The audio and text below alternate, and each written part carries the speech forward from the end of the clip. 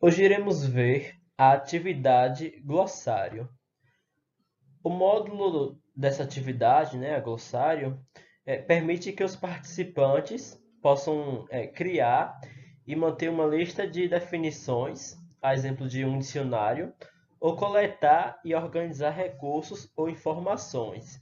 Então, o glossário, particularmente, pode ser útil para incluir aqueles termos mais importantes que os alunos não podem, não devem esquecer. Bem, o glossário ele tem muitos usos, mas podemos citar alguns, como por exemplo, pode ser um banco colaborativo de termos chaves, então termos que são importantes para o aprendizado do estudante. Pode ser também um espaço de apresente-se, onde os novos estudantes podem adicionar os seus nomes e informações pessoais. Esse é um tipo de uso menos comum, mas também uma possibilidade. Bem, pode também ser utilizado para centralizar dicas ou melhores práticas sobre algum determinado item. Pode também ser uma área de compartilhamento de vídeos, imagens ou arquivos de som. Então, quando os alunos encontrarem algum determinado material que eles achem interessante compartilhar com os colegas, eles podem utilizar a atividade glossário também como um meio de compartilhar esse conteúdo. E também pode ser utilizado como recurso de revisão de fatos a serem lembrados. É como eu já disse em algum momento no passado.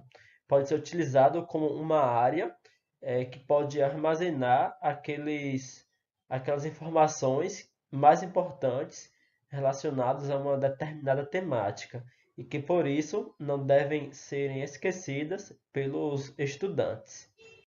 Então, vamos a uma breve demonstração dessa atividade. Para demonstrar esta atividade, eu também fiz login na conta do Eduardo Cerqueira, assim como eu fiz para as demais atividades que eu demonstrei anteriormente. Então, vou entrar aqui no curso. Vamos descer um pouquinho. Bem, percebam que o professor definiu dois glossários. O glossário 1, Educação à Distância, e o glossário 2, Educação à Distância. O glossário 1, ele é principal e o glossário 2, ele é secundário. Então, qual a diferença básica entre eles?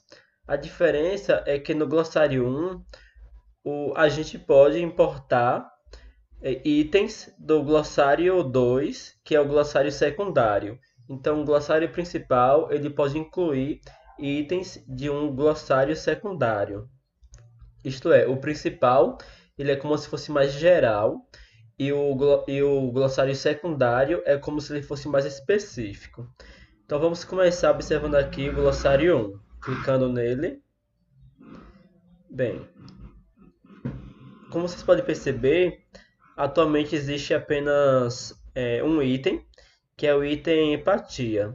Então, o usuário que criou esse item, ele definiu o termo na empatia e indicou do que se trata isso. Então, no caso da empatia, ele colocou capacidade de projetar a personalidade de alguém num objeto, de forma que este pareça como que impregnado dela. Então é interessante porque o glossário pode incluir aqueles termos menos conhecidos e que têm uma certa relevância. Então, o estudante ele pode incluir o termo, né? E trazer sua definição, e isso pode auxiliar no seu aprendizado e no aprendizado dos seus colegas. Bem, como aqui só tem o item, não é tão interessante a navegação. Mas caso eu tivesse mais itens, vocês poderiam navegar é, pela, pelo alfabeto, né? Ou seja, os termos iniciados por A, por B, por C e segue sucessivamente. Ou vocês poderiam basicamente buscar por um termo utilizando o campo de busca. Bem, para inserir um novo item, basta vocês clicarem aqui em inserir novo item. Vamos aguardar. Então aqui vocês iriam colocar o conceito. Como é apenas um exemplo, eu vou colocar exemplo. Não, melhor, eu vou colocar teste e colocar teste. Vocês poderiam também colocar algum anexo, né, para esse conceito. E após realizar as devidas alterações, sim, vocês também têm o autolink. Clicando aqui nesse símbolo de interrogação, a gente pode conferir do que se trata isso. Então, por exemplo, aqui ele está dizendo: se os links automáticos no nível do site estiverem habilitados e esta checkbox for marcada, a entrada será automaticamente linkada em qualquer lugar que as palavras e frases deste conceito aparecerem durante o restante do curso. Isso quer dizer o quê? Quer dizer que se em algum momento essa palavra teste aparecer no nosso ambiente, ele vai fazer um link com a definição de teste do nosso glossário. Então serve para isso. Você pode adicionar também marcadores, que seria basicamente tags, mas para o nosso caso isso não é relevante. Então após fazer as devidas mudanças, basta vocês clicarem em salvar mudanças. Aguarda. Pronto. Percebam que agora um novo item foi criado, o item teste. Então, se eu clicar em E, que é o de empatia, percebo que empatia está aqui. E se eu clicar em T, o nosso item de teste também vai estar lá. Bem, vamos voltar agora para o nosso módulo. E vamos entrar agora no glossário 2, que é um glossário secundário. Bem, então aqui